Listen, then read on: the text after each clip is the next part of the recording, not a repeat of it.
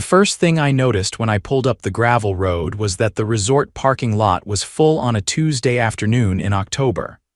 That didn't make sense. The ski lifts weren't even running yet. I stepped out of my truck and looked up at the wooden sign, Pine Ridge Mountain Resort. My Uncle Drew's name was still bolted up there underneath in faded paint. Owned and operated by Drew Gallagher. But Drew had passed away 5 years ago, and as of last week, this place was now legally mine. What I didn't expect was to find the resort operational. Kids were playing by the lodge fire pit. A couple was checking into one of the cabins. I watched a woman in a puffer vest take a key from a lockbox and disappear into Unit 3. I had one question running through my head. Who the hell was running my resort? I headed straight to the office. The front desk had a rusted bell and a laminated emergency contact. Karen Whitmore, HOA chairwoman. Just my luck.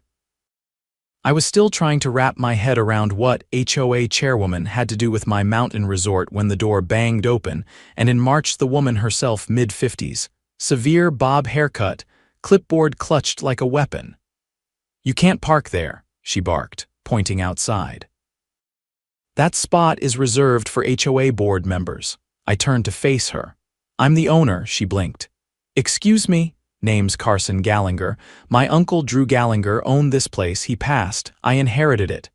Karen wrinkled her nose like I'd tracked in dog crap. "Well, Mr. Gallagher, I find that highly suspicious. This resort has been under the care of the Pine Ridge HOA since Drew's unfortunate absence." "Care?" I laughed. "You mean you've been running it?" She crossed her arms. "We've kept it from collapsing into disrepair. That gives us certain privileges. Like collecting rent." Her face twitched. "I saw the guests, the bookings. You've been renting out my cabins for 5 years." Karen hesitated. "The HOA board voted to temporarily assume management duties. Of course, the funds go toward maintenance, insurance, and community functions." I walked behind the desk and grabbed the ledger. "This says you've made over $300,000 in rental income since 2018. She tried to snatch it back. I held it high. "That's theft," I said. "I'm going to need every record, every receipt, and I want the keys to every cabin by tonight." Karen's eyes narrowed. "You have no idea what you're getting into, Mr. Gallagher. You might own the land, but the HOA owns the rules, and we don't take kindly to threats." I leaned in. "You're going to hate what I do next, then." I took the ledger, walked out, and drove down the hill to the sheriff's office. If Karen thought she could keep playing resort manager with my property, she was about to learn the hard way that I came prepared. I wasn't just some city guy with a windfall. I was a contractor with 20 years of legal contracts under my belt. And I was done letting someone like Karen Whitmore profit off my name. The sheriff's office was a squat brick building with a crooked flagpole out front, halfway between town and the base of Pine Ridge. Inside, Deputy Alana Cruz sat behind the counter, flipping through a file. She glanced up when I entered, cataloging me in half a second. Mud-caked boots, lodge dust on my jacket, eyes that hadn't blinked since I'd opened that ledger. "Help you?" she asked mildly. I dropped the book on the counter. "Deputy, I need to report financial misappropriation, unlawful property control, and possibly tax fraud.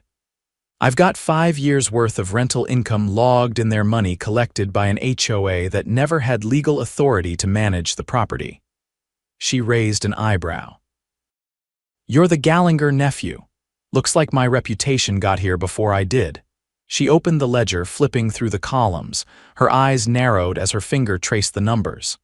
"They've been booking the cabins. Under what entity?" "Pine Ridge HOA. No license, no management agreement, and no probate court authorization. They moved in like vultures after my uncle died." She shut the book and stood. "Come with me."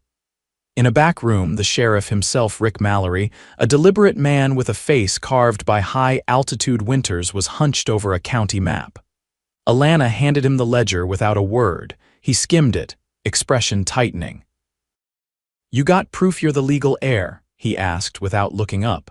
I pulled out a folder and slid it over, probate documents, notarized statements, and the title transfer. He read every page before finally meeting my eyes. You planning to press charges? I want every cent back.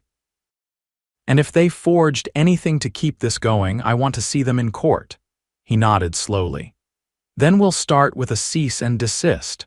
I'll get a deputy up there to shut down rentals pending an investigation. You'll need to file a civil suit for the back pay. But if we find falsified tax documents or forged county filings, that's criminal. I leaned forward.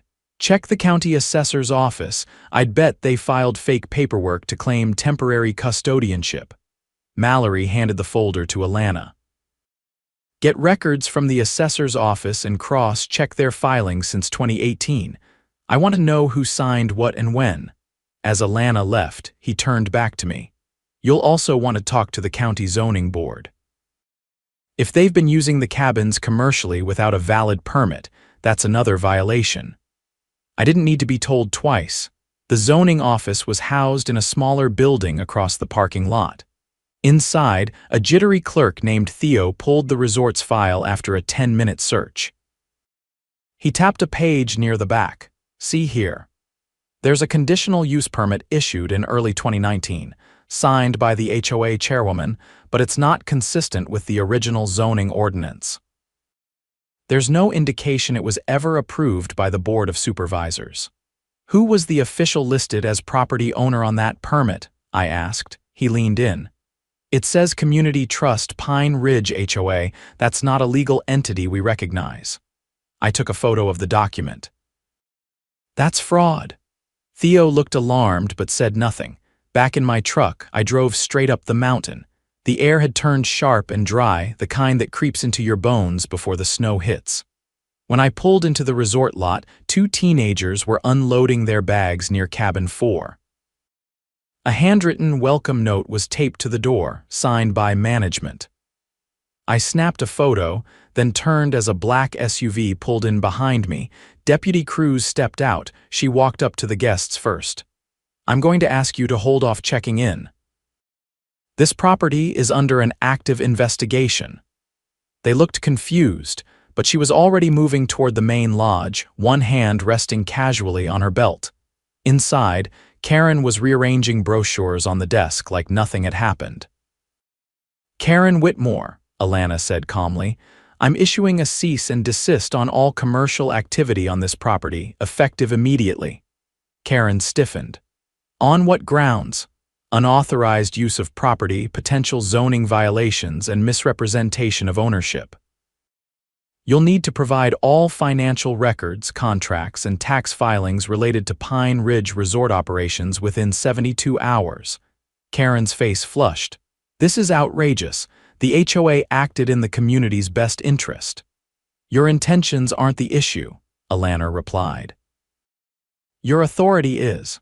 And unless you can produce legal documentation proving your right to manage this property, you're facing serious consequences. Karen's hands curled into fists on the counter. You have no idea what this place would look like if we hadn't stepped in. Pipes burst. Roofs caved. We paid out of pocket. I didn't look away. Then you should have billed the estate, not stolen the income. She didn't respond. That night, I stayed in the main lodge. I found the old office Drew used to use still smelled like cedar and old coffee. I booted up the ancient desktop, and to my surprise, it still worked. Inside the documents folder was a single file labeled HOA agreement. I opened it, blank. No contract, no signatures, nothing to suggest Drew had ever given the HOA control of anything. I backed it up to a USB stick and called an attorney the next morning. Her name was Lee Raines, a real estate litigator out of Denver who'd handled cases like this before. We met in a diner halfway up the pass. She wore hiking boots, her laptop open before the waitress even brought coffee. This sounds like a classic overreach, she said, scanning the files I handed her. HOAs are notorious for stretching their authority, especially in places like this where oversight is thin. What's our angle? We file a civil suit for restitution every dollar they collected, plus damages. We also file a petition with the county to invalidate all permits issued under false authority. Once we push that, it opens them up to criminal liability for tax evasion, fraud, and possibly even racketeering. I sat back. You're saying this could go federal if there's wire fraud or misrepresentation in interstate bookings, yes. And with the sheriff already involved, we've got the foundation. The next morning, court filings went out. By noon, subpoenas were served to the HOA board. I watched from my truck as servers handed envelopes to each member, 4 of them, all looking like they'd just been told the mountain was about to fall on them. But Karen, she wasn't shaken, she was furious. That afternoon, I found a note taped to the lodge door. It read, HOA emergency meeting tonight, attendance mandatory, resort future at stake. I tore it down. At 7, I parked outside the community center just downhill from the resort. Inside, the board sat at the long table like they owned the place. Karen stood at the podium speaking into a mic. Due to recent interference by parties claiming ownership, the board must vote on protective measures to maintain continuity of operations. Someone in the crowd raised a hand. Is it true we never had the legal right to rent those cabins? Karen's jaw tightened. That's being handled. I stepped into the aisle. It's already handled. You committed fraud. Gasps echoed down the rows. I walked to the front and dropped a copy of the zoning permit on the table. Filed under a fake trust, not approved through the county. And every one of you signed it. Karen reached for the mic. This is a disruption. No, this is a reckoning. I turned to the crowd. You've all been lied to, told your HOA was protecting the resort. But they were collecting money under false pretenses, spending it without oversight and filing fake documents to keep it going. That's not stewardship, that's theft. Silence. Then someone stood up in the back. It was an older man with a weathered face and a cane. I paid dues for 5 years thinking it went to trail maintenance and snow removal. You used it to line your pockets, another voice. Where's the money, Karen? And another. I never voted to manage the resort. Karen backed away from the podium. I didn't say another word. I didn't need to. The community had seen enough. Outside, as the parking lot cleared, Lee called. The county just voided every permit issued by the HOA since 2019. You've got full control, Carson. And the DA's office wants to talk. I looked up at the mountain, its peaks catching the last orange light of the day. They'd used my uncle's legacy like their personal ATM. Now it was my turn. The crisp air outside the community center was quiet, but the tension hadn't left with the crowd. Lights from nearby cabins flickered like distant campfires. I stood by my truck, arms crossed, watching Karen emerge alone. Her board had scattered, some ducking into cars, others disappearing on foot. She paused when she saw me, then walked over, slower than before. You think you've won, she said, her voice low. I think I've exposed a fraud, I replied, her jaw tensed. You're not from here, you don't understand what this place needs. I didn't answer. I just opened my truck door and climbed in. By morning, the first email from Lee had landed. Carson, check this out. Financial anomalies go deeper than rentals.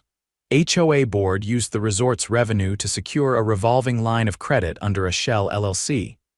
Name on the paperwork, Pine Ridge Community Fund. No IN, no registration at the state level.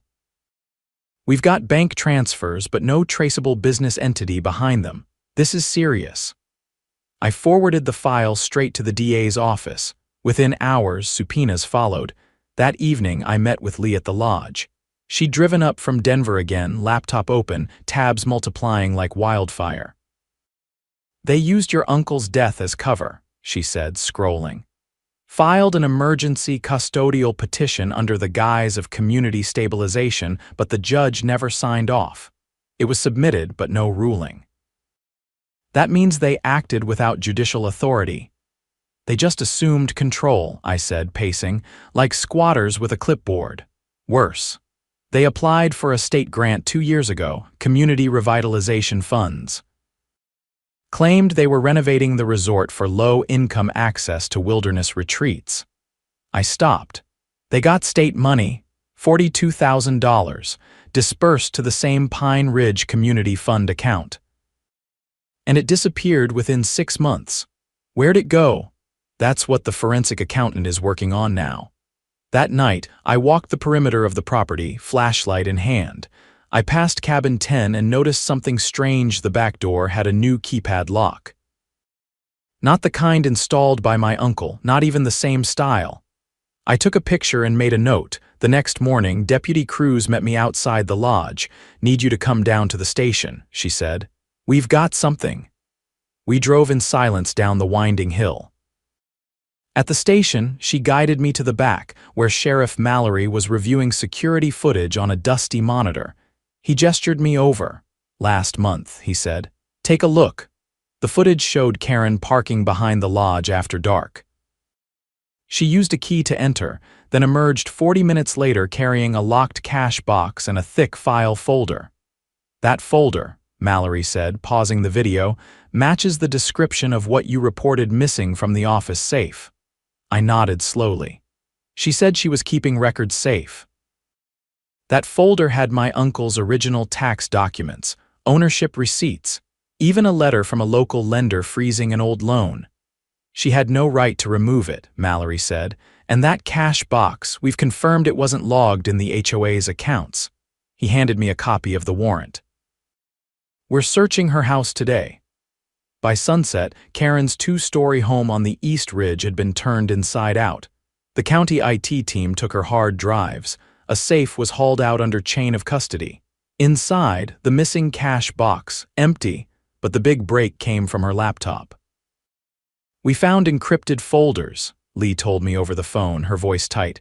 "One of them was cracked by our forensic guy, Carson. It's a ledger, a hidden one. Side payments, deposits into a personal account at a credit union in Utah." I didn't speak. She was funneling money out of state. Close to $98,000 over 4 years. That night I sat with the sheriff on the lodge porch, wood crackling in the fire pit beside us. He didn't say much, just handed me a folder. "DA's filing felony charges," he said. "Wire fraud, tax evasion, theft by deception, tampering with public records. She's looking at 15 years, maybe more." "She'll negotiate," I said.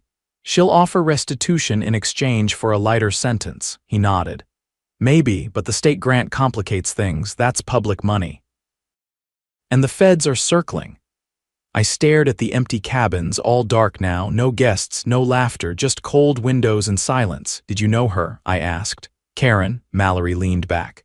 "She used to run the town library, organized, sharp, but something changed after your uncle died. Power does strange things to people when no one's watching." The next day, I called a meeting, not a secret HOA affair, but a public town hall. Flyers went out, people showed up. Not just resort neighbors, but folks from town, business owners, former guests, people who remembered Drew. I stood at the front, no podium, just a marked-up blueprint of the resort tacked to the wall behind me. "I'm reopening the lodge," I told them. "But not the way it was. No more hidden fees, no false boards, no skimming off the top. We'll run it as a cooperative. Local hires. Transparent books. And every cabin will have a name, not a number. People remember names." A man in the second row raised his hand. Wore a fleece jacket with the county emblem. "You gonna need permits for all that?" "I've already applied," I said, "and the county's waiving fees for the first year." Turns out cleaning up corruption earns goodwill. A woman near the back stood. "You keeping the trails open to the public?" I nodded. "Your kids walked those trails before the HOA put up signs. We're taking the signs down." There was no applause. Just a quiet shift, the kind of silence that comes when people finally believe they're being heard. Afterward, as I shook hands and listened to stories about my uncle I'd never heard before, Lee pulled me aside. "There's one more thing," she said. "We found an unsigned deed transfer in the safe. Dated 3 months after your uncle died. Someone tried to transfer the property into the HOA's name retroactively." "Who?" The signature line's blank, but the notary stamp is a fake, printed from a template. That's forgery. More charges. Federal this time. Interstate intent to defraud. The FBI's already reviewing it. I stepped outside into the cold. The mountain loomed above, quiet and steady. For the first time, it felt like it belonged to me not just on paper, but in the way the wind moved through the trees. The resort wasn't just a property anymore. It was proof.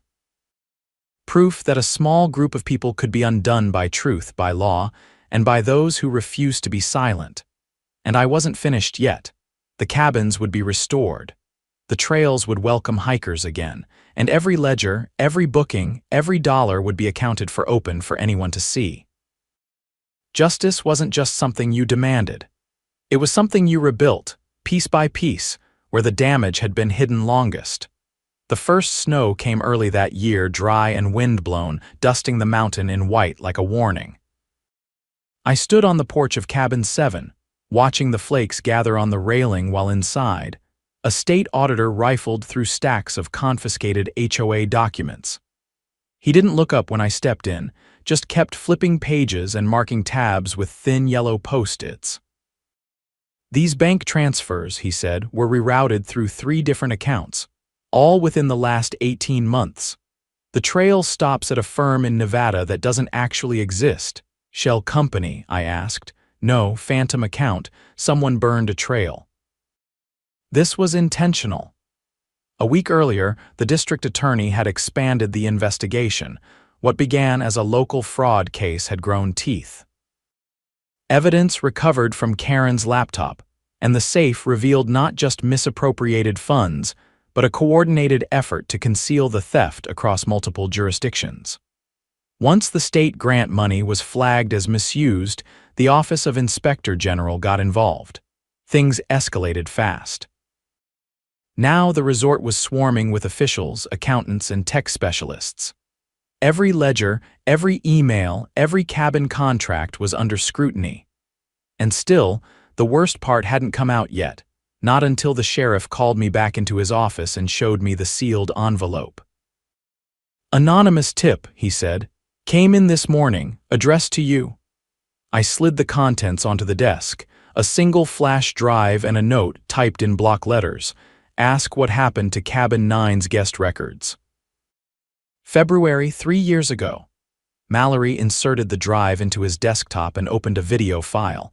There was no audio, just grainy security footage from the main lodge. Timestamp: February 23rd, 3 years prior. A man in ski gear entered the lobby holding a duffel bag. His face was partially visible when he pulled off his goggles, mid-40s, dark beard, red jacket. He approached the counter, spoke briefly to someone off camera, then followed them down the hall. "Who's that?" I asked. Mallory paused the video. "That's what we're trying to find out."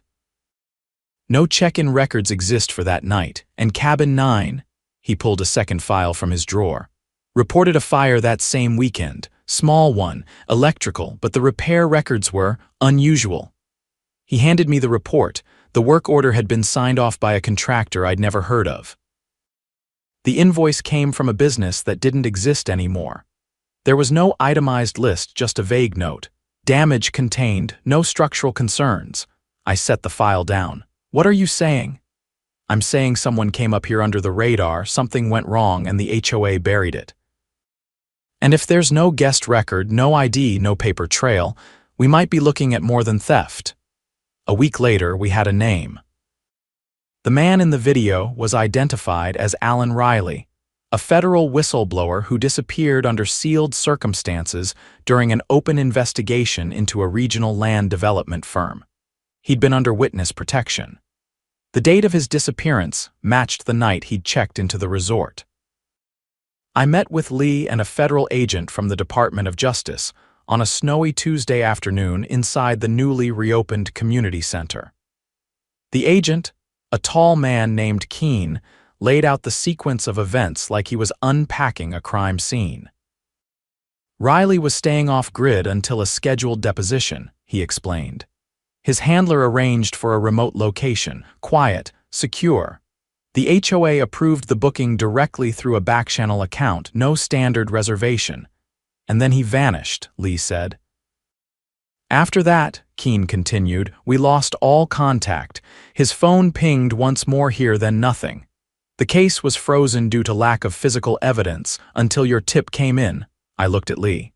They used the resort as a black site. Not officially, Keene said. But someone within the HOA knew who he was, knew what he was hiding, and helped make sure that whatever he knew never made it to court. The entire room shifted. This wasn't just about money anymore. The DOJ built a timeline. The funds stolen from resort operations had been partially redirected to pay off private security contractors' names scrubbed. Licenses expired. Some traced to firms that had previously worked in overseas conflict zones. One individual, tied to a former board member, had been placed under federal surveillance. Karen, now in custody, refused to speak. Her attorney made vague threats about cooperation, then stopped responding altogether once the federal indictments were filed. I was called to testify before a grand jury a month later. Inside a low-ceilinged courtroom in Denver, I presented everything: the forged permits, the fake trust, the missing guest records, the falsified repair logs. I handed over photos, emails, and the notarized deed with the counterfeit stamp. The prosecutors asked their questions with surgical precision. The jury listened stone-faced. When it was over, I walked outside into the cold and called Lee. "They're charging her with conspiracy to obstruct a federal investigation," I said. "Among other things." "She'll flip," Lee replied. "They always do when prison gets real." And she did. Karen entered a plea deal within 2 weeks. In exchange for a reduced sentence, she agreed to name every HOA board member involved, provide access to encrypted storage, and testify in court. Her confession was 43 pages long. It detailed how the HOA had been approached by a third-party fixer promising funding for the resort in exchange for special accommodations. They'd accepted. The fixer was later identified as a contractor linked to a now-defunct defense procurement group. He was arrested in Nevada. The resort was cleared of all federal entanglements by early spring. I spent the following months rebuilding not just the buildings, but the trust. Cabin 9 was gutted and redone from scratch. We held a dedication ceremony for Alan Riley, planting a pine tree outside the cabin in his name. His family, who had never received answers, finally got closure. The resort reopened on the first day of June. We didn't call it Pine Ridge anymore. That name had been stained too deeply. We renamed it Gallinger Pines in honor of Drew, the man who'd built it, trusted people to do right by it, and never imagined how far they'd go to corrupt it. The cooperative launched with 20 community members, each with a defined stake and a transparent vote. We set up quarterly town reviews, open books, and a zero-tolerance policy for concealed dealings. Lee helped us draft the bylaws. Sheriff Mallory joined as an advisory board member. Even Theo, the zoning clerk, came aboard as treasurer. As for me, I kept the same cabin my uncle had lived in. Refinished the deck. Replaced the old stove. On quiet mornings, I'd sit with coffee and watch the mist roll down the mountain, knowing every inch of this place had been reclaimed honestly, legally, and with grit. The final settlement awarded me back the full rental income with interest. The state grant was repaid in full through the liquidation of HOA assets. The rest, it went into rebuilding the community center, restoring the trails, and creating a scholarship fund for local kids studying environmental science or hospitality. Justice wasn't a clean line. It had jagged edges, long delays, and moments where the whole thing felt like it might unravel. But in the end, it held. They'd stolen 5 years of income, stained my family's name, and nearly turned a mountain into a lie. Now they owed me, and they paid.